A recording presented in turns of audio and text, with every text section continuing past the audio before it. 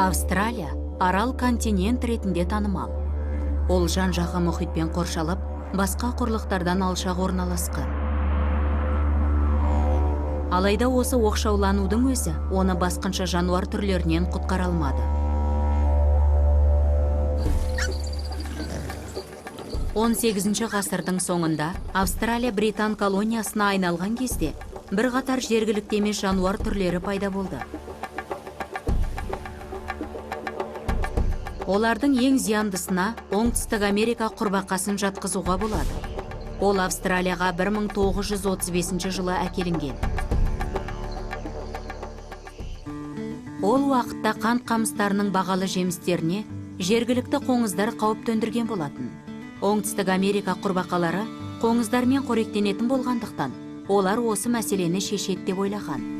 Алайда австралиялық фермерлер мен қоныстанушыларға бейтаныс құрбақалар қант қамысының жоғарғы бөлігіндегі қоңыздарға жете алмай, қоршаған ортаға тарап кетті.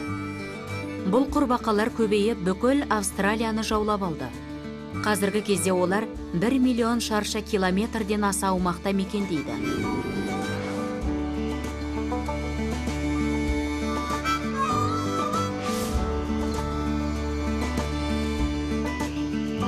Оңтүстік Америка құрбақасы қоршаған ортаның түрлі өзгерістеріне деген төзімділігінің арқасында жағалауды тропик және мангр ормандарын басып алып, Австралияның ең мықты басқыншы жануарына айналды. Олар қарқынды көбею қасиетімен де ерекшеленеді. Ұрғашы құрбақа бір дегенде 35 мыңға жуық жұмыртқа шығарады. Қауіп төнген кезде Оңтүстік Америка құрбақасы арқасындағы бездер арқылы у бөледі. Бұл оларды өте улы жануарлардың бірі етеді. Құрбақалар табиғи жыртқыштардың аз болуынан жергілікті амфибияларды дәстүрлі мекенінен қуып шықты. Оңтүстік Америка құрбақасының басқыншылығы нәтижесінде жойылған жануар түрлерінің санын анықтау қиын.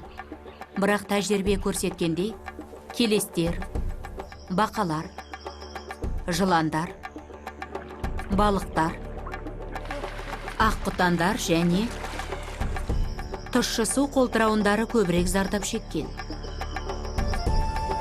Жергілікті емес жануар түрлерінің әсері экожүйенің қаншалықты нәзік екенін және бір ғана кішкентай элементтің тепе-теңдікті қалайша бұза алатынын көрсетеді.